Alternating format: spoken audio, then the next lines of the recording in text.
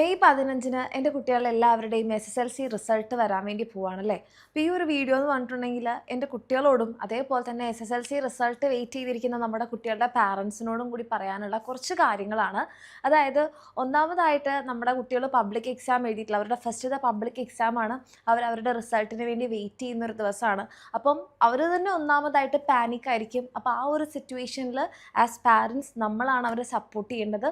അപ്പോൾ റിസൾട്ട് വരുന്ന സമയത്ത് നമുക്ക് പല കോൾസ് വരും അല്ലേ. നമ്മുടെ ചിലപ്പം കുട്ടികളുടെ ഫ്രണ്ട്സിൻ്റെ പാരൻസിൽ നിന്നായിരിക്കാം, അതല്ലെന്നുണ്ടെങ്കിൽ നമ്മുടെ വീട്ടിനടുത്തുള്ള ആൾക്കാരുടെ ആയിരിക്കാം, നാട്ടുകാരുടെ ആയിരിക്കാം. അപ്പം നമുക്ക് ചെയ്യാൻ പറ്റുന്ന ഒരു കാര്യം എന്ന് പറഞ്ഞിട്ടുണ്ടെങ്കിൽ അവരവരുടെ റിസൾട്ട് സമാധാനത്തോടു കൂടി നോക്കട്ടെ. എന്തായി കഴിഞ്ഞാലും അവരവരുടെ ഹാർഡ് വർക്ക് ചെയ്തതിൻ്റെ റിസൾട്ടാണ്. അത് കൂടുതലായാലും കുറവായി കഴിഞ്ഞാലും അവരുടെ ഹാർഡ് വർക്കിൻ്റെ റിസൾട്ടാണ്. അത് നമ്മൾ റെസ്പെക്റ്റ് ചെയ്യണം. അപ്പോൾ ഇനിയിപ്പം നമുക്ക് പല കോൾസ് ചിലപ്പോൾ നമ്മുടെ നാട്ടുകാരുണ്ടാവാം, ചിലപ്പോൾ നമ്മുടെ ബന്ധുക്കളുണ്ടാകാം. ഇനി പല ബന്ധുക്കളും നാട്ടുകാരും നല്ല ഉദ്ദേശത്തോടെ ആയിരിക്കില്ല നമ്മളെ വിളിക്കുന്നുണ്ടാവാം. അവനെന്തായാലും മാർക്ക് കുറവായിരിക്കും, അതൊന്ന് അറിഞ്ഞു കഴിഞ്ഞ് കഴിഞ്ഞാൽ അവരൊന്ന് കളിയാക്കാം അല്ലെങ്കിൽ അവരൊന്ന് വിഷമിപ്പിക്കാം എന്ന ഉദ്ദേശത്തിൽ വിളിക്കുന്ന ആൾക്കാർ പോലും നമ്മുടെ ചുറ്റുവട്ടത്തുണ്ട് എന്നുള്ളത് നമുക്ക് മനസ്സിലാവുന്നത് ഇത്തരത്തിലുള്ള സിറ്റുവേഷനിലൊക്കെ ആയിരിക്കും. അപ്പോൾ നമുക്ക് ചെയ്യാൻ പറ്റുന്നൊരു കാര്യം, നമ്മുടെ കുട്ടിയുടെ റിസൾട്ട് എന്താണെന്ന് അറിഞ്ഞു കഴിഞ്ഞാൽ അത് നമ്മൾ സന്തോഷിക്കുക, ആ ഒരു കാര്യത്തിൽ അവരെ റെസ്പെക്റ്റ് ചെയ്യുക, അവരെ അപ്രീഷിയേറ്റ് ചെയ്യുക. പക്ഷേ നമ്മൾ ഒരു കാരണവശാലും മറ്റൊരു കുട്ടിയുടെ റിസൾട്ടിന് വേണ്ടിയിട്ട് അവരെ വിളിച്ചറിയിക്കുകയോ അതല്ലാന്നുണ്ടെങ്കിൽ അവരുടെ പാരൻസിനെ അറിയിക്കുകയോ ഒന്നും നമ്മൾ ധൃതി കൂട്ടാതിരിക്കുക.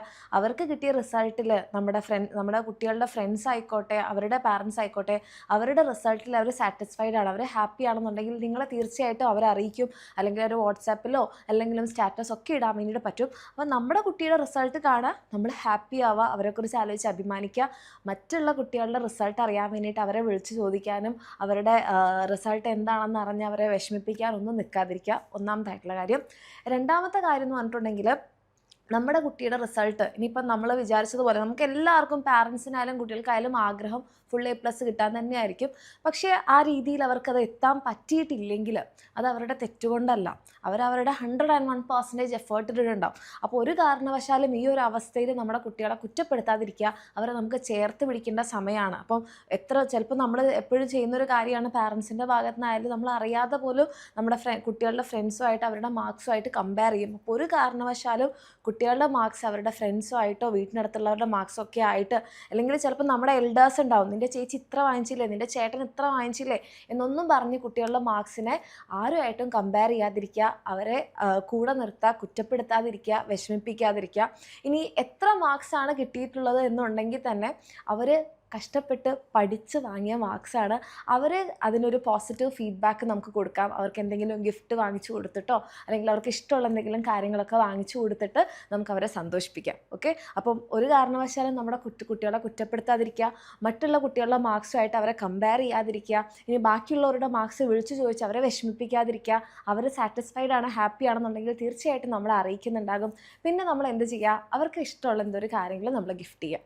ഇനി നമ്മുടെ കുട്ടികളോട് പറയാനുള്ള ഒരു കാര്യം എന്താണെന്ന് പറഞ്ഞാൽ, മക്കളെ തീർച്ചയായും ഇത് നിങ്ങളുടെ ലൈഫിലെ ഫസ്റ്റത്തെ ഒരു ഫേസ് ആയിരിക്കും.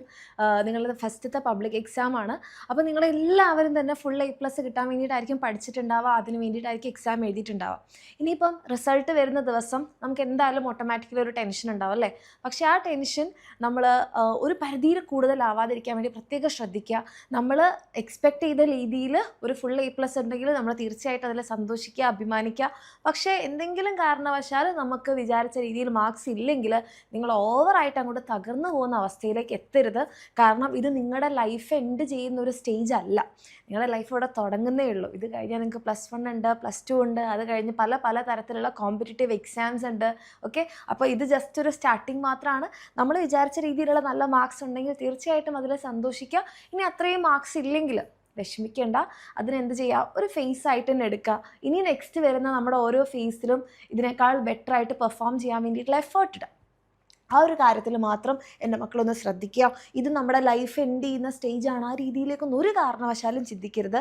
രണ്ടാമതായിട്ടുള്ളൊരു കാര്യം, നമ്മുടെ പാരൻസിനോട് പറഞ്ഞതുപോലെ തന്നെ നിങ്ങൾ ഒരിക്കലും നിങ്ങളുടെ മാർക്സ് നിങ്ങളുടെ ഫ്രണ്ട്സിൻ്റെ മാർക്സുമായിട്ട് കമ്പയർ ചെയ്യരുത്. ഓക്കെ, ചിലപ്പോൾ നമ്മൾ നമ്മുടെ റിസൾട്ടിൽ ഹാപ്പി ആയിരിക്കും, പക്ഷേ നമ്മുടെ ഫ്രണ്ട്സിനൊക്കെ വിളിച്ച് ചോദിക്കുന്ന സമയത്ത് അവന് 8A+, ഇവൾക്ക് 9A+, എനിക്കിത്ര ഒരു കാരണവശാലും നമ്മൾ കമ്പയർ ചെയ്യരുത്.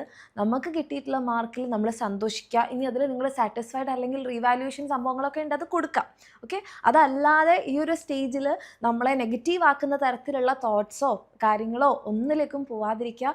B happy with your result. ഇനി നെക്സ്റ്റ് സ്റ്റേജിലേക്ക് വരുന്ന സമയത്ത് കുറച്ചുകൂടി ബെറ്റർ ആയിട്ട് എഫേർട്ട് ഇടുക. നമുക്ക് പറ്റിയിട്ടുള്ള മിസ്റ്റേക്സ് മനസ്സിലാക്കി നന്നായിട്ട് പഠിക്കുക. എൻ്റെ കുട്ടികൾക്ക് എല്ലാവർക്കും ഓൾ ദി വെരി ബെസ്റ്റ്. നമ്മുടെ റിസൾട്ട് എന്തും ആയിക്കോട്ടെ, അത് നമ്മുടെ എഫേർട്ടിൻ്റെ റിസൾട്ടാണ്.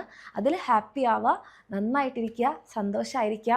ഈ ഒരു കാര്യം നിങ്ങളുടെ പാരൻസ്, നിങ്ങൾക്ക് ചിലപ്പോൾ പല മക്കൾക്കും പേടി ഉണ്ടാകുന്നു, അയ്യോ പാരൻസ് എന്ത് പറയും മിസ്സേ, പാരൻസ് വഴക്ക് പറയും, അങ്ങനെയൊക്കെ ടെൻഷൻ ഉണ്ടെങ്കിൽ ഈ ഒരു വീഡിയോ നിങ്ങളുടെ പാരൻസിന് കൂടെ ഒന്ന് കാണിച്ചു കൊടുക്കുക. നമ്മുടെ കുട്ടികളെ ചേർത്ത് നിർത്താം, അവരുടെ റിസൾട്ടിൽ നമുക്ക് അഭിമാനിക്കാം. ഈ 10ാം ക്ലാസ്സിൻ്റെ റിസൾട്ട് വെയിറ്റ് ചെയ്തിരിക്കുന്ന നമ്മുടെ കുട്ടികൾക്ക് എല്ലാവർക്കും ഓൾ ദി ബെസ്റ്റ്.